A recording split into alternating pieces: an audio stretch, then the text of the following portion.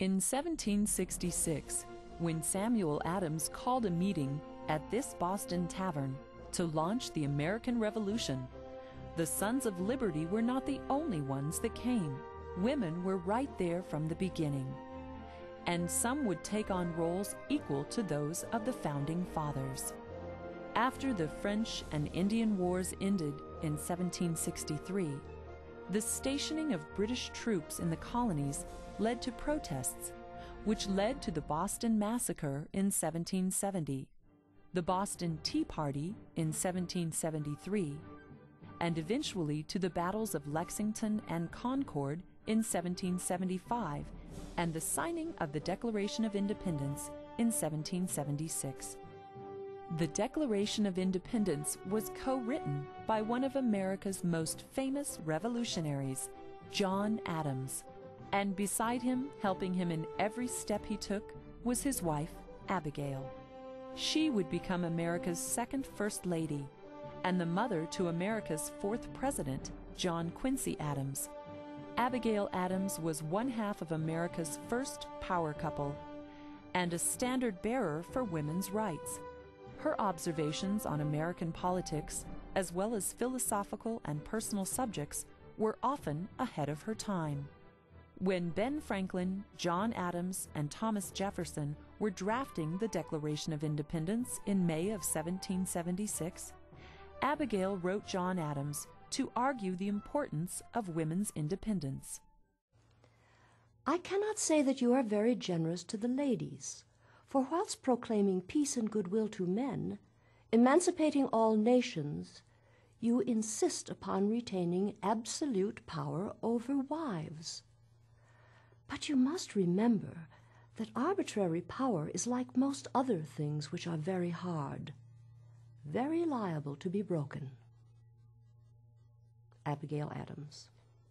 Then Abigail Adams prophesied what would eventually take place, that women would accomplish what these learned men were afraid to do.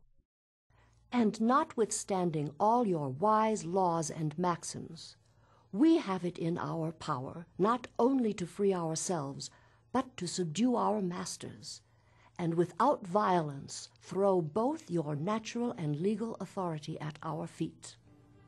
Abigail continued to exert her influence on American politics through her husband.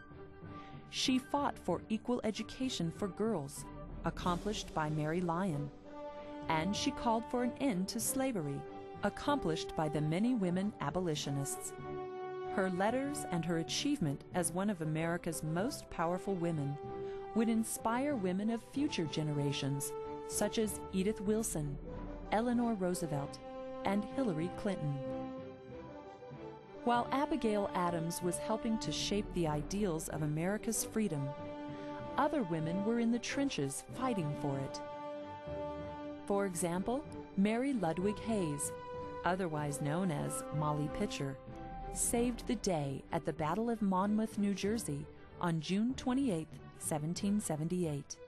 When American soldiers were dropping from heat stroke, Mary relieved the men with pitchers of water from a nearby spring.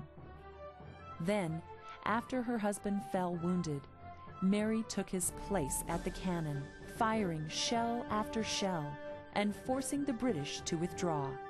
For her heroic role, General Washington gave her a battlefield rank as a non-commissioned officer, and thereafter she was known as Sergeant Molly. In 1778, Deborah Sampson of Plymouth, Massachusetts, disguised herself as a young man, and enlisting under the name Robert Shirtliff, she served for 3 years and was wounded twice. After the war, she received a soldier's pension of 34 pounds sterling. From the Daughters of Liberty, who toiled in support of the colonial protests, to Abigail Adams, who helped shape the institutions of liberty, to the women who fought for that liberty. American women were patriots in every sense of the word. Later, they would write their own piece of the Constitution, the 19th Amendment, the right for women to vote. Reach for the highest office when Geraldine Ferraro ran for vice president, and in the 21st century, fight side by side with men in Iraq and Afghanistan.